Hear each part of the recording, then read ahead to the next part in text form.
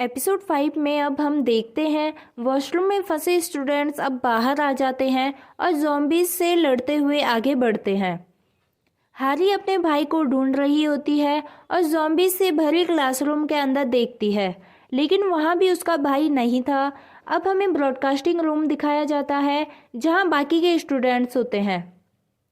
तभी नामरा कहती है कि अब हमें रेस्क्यू करने की कोई भी होप नहीं बची है, हमें यहाँ से खुद ही बाहर निकलना पड़ेगा या फिर हम भी अब ज़ॉम्बी बन जाएंगे।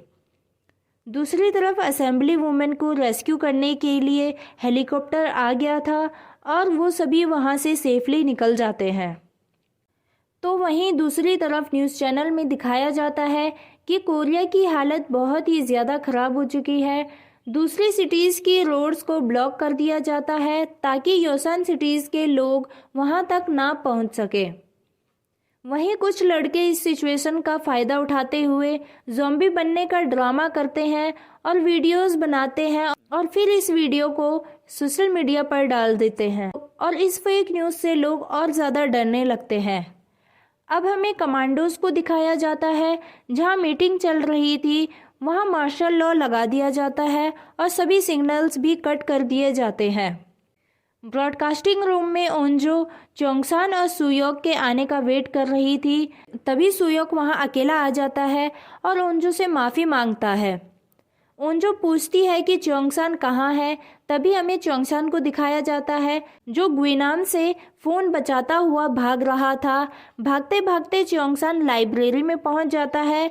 गुइनाम भी उसका पीछा करते हुए वहां तक आ जाता है। लाइब्रेरी में अभी भी एक लड़का ऐसा था जो इन्फेक्टेड नहीं था और अलमारी के ऊपर बैठा हुआ था।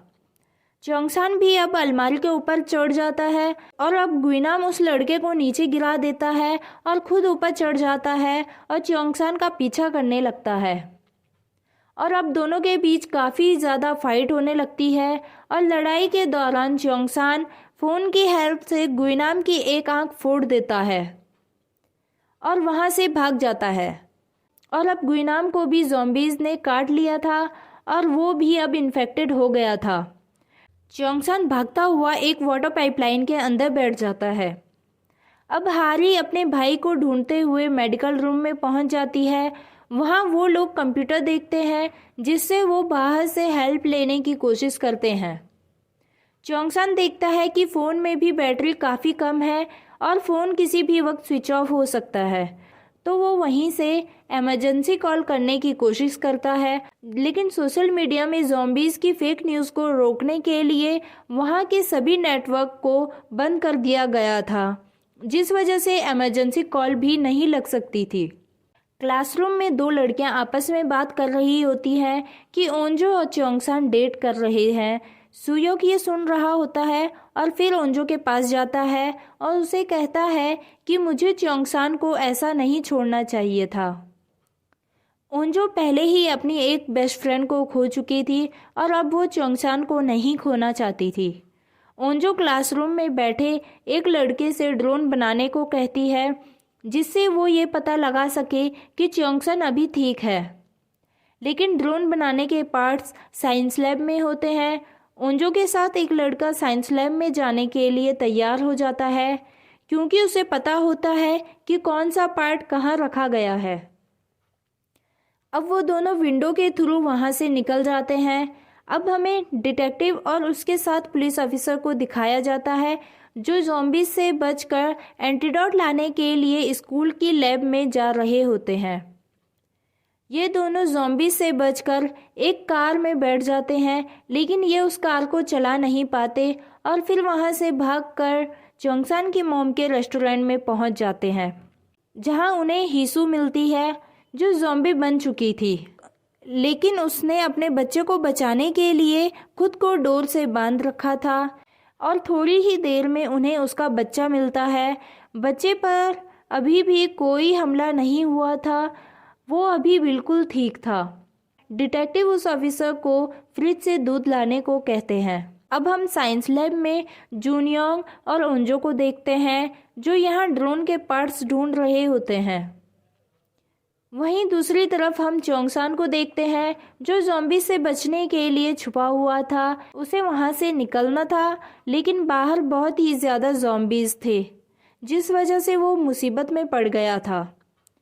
उसे अपने फ्रेंड के फ्लैशबैक आने लगते हैं और फिर उसे बाहर जाने की थोड़ी सी हिम्मत आती है और वो ज़ोर से विंडो को बाहर की तरफ धक्का मारता है और उस पाइपलाइन से बाहर निकल जाता है। बाहर बहुत ज़्यादा ज़ॉम्बीज़ होते हैं जो उस पर अटैक करने को आते हैं लेकिन वो वहाँ से भाग जाता है। यहाँ ओंजो और जूनियोंग दोनों ड्रोन के पार्ट्स लेकर क्लासरूम में पहुँच जाते हैं। ये लोग ड्रोन बना लेते हैं और उसे बाहर भेजते हैं। तब इन्हें ड्रोन से पूरे स्कूल की हालत का पता चल रहा होता है कि स्कूल में अब कोई भी नहीं बचा है, सभी लोग ज़ॉम्बी बन चुके हैं। और अब हम हारी और उसके ग्रुप को देखते हैं। मीजिन कहती है कि अब हमें यहाँ से भाग जाना चाहिए और हारी के भाई को ढूंढना बंद करना चाहिए। तभी हारी कहती है कि हमें आर्चरी रूम में जाना चाहिए क्योंकि वहाँ पर एक इमरजेंसी फ़ोन रखा गया है जिसमें नेटवर्क की कोई ज़रूरत नहीं होती है और वो कॉल सीधा मिलिट्री के पास जाएगा। और अब ये सभी यहाँ से निकलने की सोचते हैं। बाहर निकलते ही ये चारों एक दूसरे को बचाते हुए ज़ॉम्बीज़ को मारते हैं और सभी वहाँ से नीचे फर्स्ट फ्लोर में आ जाते हैं।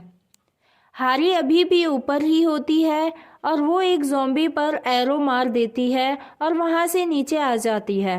अब ड्रोन भी यहाँ तक आ चुका था। क्लासरूम में बैठे सुयोक का ध्यान इस एरो की तरफ जाता है और वो इस एरो पर जूम करने को कहता है। और अब सुयोक को पता चल जाता है कि उसकी बहन हारी जिंदा है और वो बिल्कुल ठीक है। वो ड्रोन को थोड़ा और आगे ले जाते हैं और उन्हें एक क्लासरूम में चोंगसान भी दिख जाता है। अब उन्हें पता चल जाता है कि चोंगसान भी सेफ है और वो इन्फेक्टेड नहीं हुआ है। अब ये स्टूडेंट्स सोचते हैं कि अब इन्हें इस ड्रोन को स्कूल से बाहर ले जाना चाहिए, क्या पता कोई इन्हें देख ले और इनकी हेल्प करने को आ जाए। लेकिन स्कूल के बाहर की हालत बहुत ही ज़्यादा ख़राब हो चुकी थी। सभी जगह ज़ॉम्बीज़ फैल चुके थे और गाड़ियों के एक्सीडेंट हो रखे थे। तभी क्लासरूम में बैठी एक लड़की को उसकी पेरेंट्स की गाड़ी नज़र आती है। वहाँ बैठे सभी स्टूडेंट्स उसे दिलासा देने की कोशिश करते हैं कि शायद उस गाड़ी में कोई ना हो। और वो जैसे ही इस ड्रोन को उस गाड़ी के नज़दीक लेकर जाते हैं, वो लड़की ज़ोर से रोने लगती है क्योंकि उसके पेरेंट्स भी अब ज़ॉम्बी बन चुके थे। और अब इनका ध्यान ड्रोन चलाने से भटक जाता है और ड्रोन इतना नीचे आ जाता है कि ज़ॉम्बी उसे पकड़कर तोड़ देते हैं। और अब हमें ओंजो के डैड को दिखाया जाता है जो पॉलिटिशियन ग्रुप का रेस्क्यू कर चुके थे और अब ये क्वारंटाइन सेंटर में उतर जाते हैं। लेकिन यहाँ की सिक्योरिटी बहुत ही ज़्यादा स्ट्रिक्ट थी, इनके लिए कोई भी वीआईपी नहीं था। इन्हें एक रूम में भेज दिया जाता है और जब तक इनके पूरे टेस्ट नहीं हो जाते तब तक इन्हें यहीं रखा जाएगा। वहीं अब हमें लाइब्रेरी में फंसे ग्विनाम को दिखाया जाता है जिसे ज़ॉम्बीज़ काट चुके थे, लेकिन वो फिर भी ज़िंदा हो जाता है। ज़ॉम्बी उसकी तरफ अटैक करने को आते हैं लेकिन वो सभी उसे स्मेल करके वापस चले जाते हैं। ग्विनाम को कुछ भी समझ नहीं आ रहा होता है कि वो इन्फेक्टेड है भी या नहीं। यहाँ में मिस्टर ली की रिसर्च नोट से पता चलता है कि कुछ वायरस ऐसे होते हैं जो बॉडी में एंटर करने के बाद उसी के जैसे बन जाते हैं। वो इंसान ज़ॉम्बी तो बन जाएगा पर वो ह्यूमन की तरह ही बिहेव करता है। ये वायरस कमज़ोर और डरे हुए इंसानों के लिए बनाया गया है जिससे वो स्ट्रॉन्ग बन जाएंगे। लेकिन जो पहले से ही स्ट्रॉन्ग है और किसी से नहीं डरता है वो और कितना ज़्यादा स्ट्रॉन्ग बनेगा। चोंगसान अभी तक तो सेफ है लेकिन ग्विनाम अब उसे मारने के लिए निकल जाता है। ग्विनाम अपने कपड़े चेंज करता है, अपनी जैकेट उठाता है और चोंगसान से बदला लेने के लिए वहाँ से भाग जाता है। और इसी के साथ ये एपिसोड यहीं पर ख़त्म हो जाता है।